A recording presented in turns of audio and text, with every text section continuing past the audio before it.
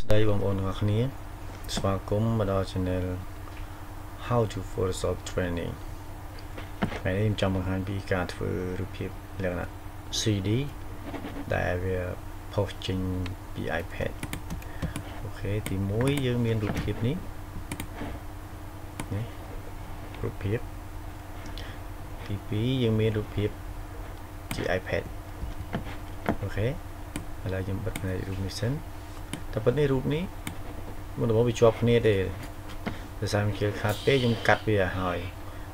តាមពិតនេះខ្ញុំបិទផ្នែកទៅខ្ញុំកាត់ឲ្យលើឲ្យហើយនេះអូខេខ្ញុំកាត់នៅខាងនេះកាត់ទៅជាពីរអូខេចុចខ្ញុំបិទផ្នែកហើយបន្ទាប់មកខ្ញុំខ្វៀល screen counter នេះ screen iPad ហើយក៏យើងចុចខ្វៀលអញ្ចឹងទៅចុច4ជ្រុងអញ្ចឹងមកអូខេដល់ចំណុចយើងចុច Control Enter មកតមកយើងចុច Control J ទៅយើងបានរូបភាពមួយឥឡូវយើងលុបអានេះចោលវិញ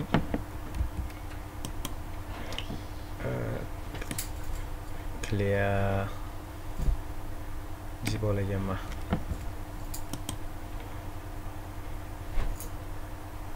delete layer មកអូខេ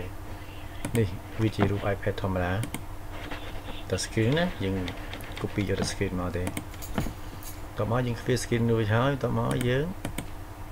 ដាក់រូបនេះមកបន្ទាប់មកយើងខ្វៀរូបនឹងដូចគ្នានេះខ្វៀតាមអញ្ចឹងទៅតាមសាច់របស់វានឹងមកខ្វៀដល់មួយយ៉ាងមើលអូខេពេលយើងខ្វៀហើយមកដល់នេះយើងចុច Control Enter ឲ្យវាចេញ select ចេះតមកយើងចុច Shift Control J ដើម្បីឲ្យbackground នេះដាច់ចេញពីរូបមកខាងនេះអូខេនេះខ្ញុំ copy មកវាក៏បានចេះខ្ញុំឧទាហរណ៍ខ្ញុំដកចេញហ៎ហើយខ្ញុំខ្វៀមិញណា Control J ទៅវាដាច់ពីគ្នាចឹងហើយតមកខ្ញុំ copy រូបមនុស្សនេះមួយទៀតអូខេឥឡូវខ្ញុំលុបអានេះចោលតមករូបមាន2ខ្ញុំបិទភ្នែកមួយមួយនេះខ្ញុំ click ស្ដាំ clip មក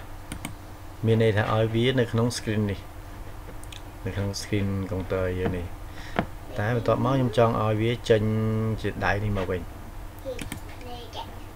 បើភ្នែកវាខ្ញុំតមកខ្ញុំចុច Alt ចុច Alt ចុច Mask អូខេតែវាបាត់ទាំងអស់ដើម្បីយើងចង់ឲ្យវាចេញមកវិញយើងចូល brush នេះចូល brush នេះមកនេះដោយដាក់ពណ៌សមកអូខេអញ្ចឹងយើងផាត់ទៅ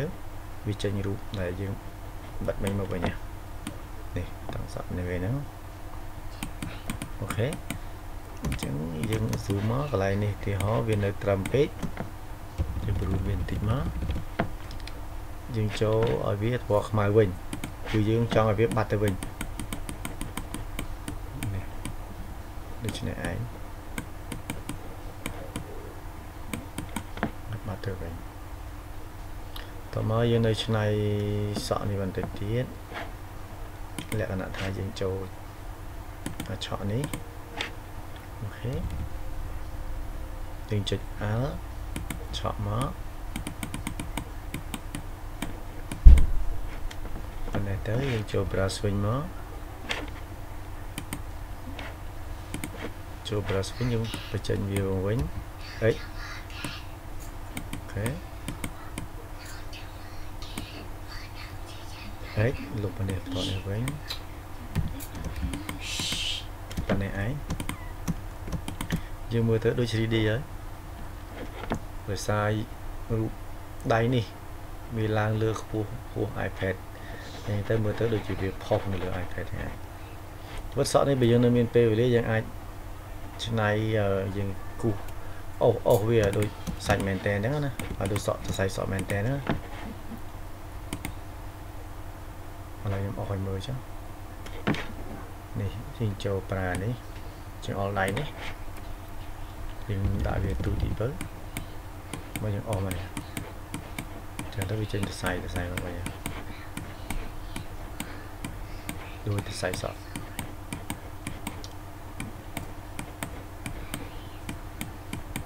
សំខាន់là យើងឃើញមានប្រុយបន្តិចចឹងណាមើលទៅវាដូចខ្សែសក់យើងមែនតើ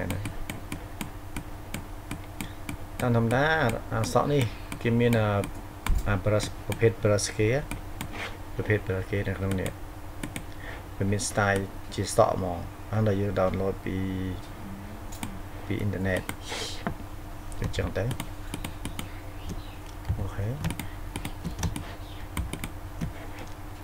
អូខេ កុំភ្លេច subscribe ដើម្បីទទួលបានចំណេះដឹងបន្ថែមសូមអរគុណបាទបាយបាយ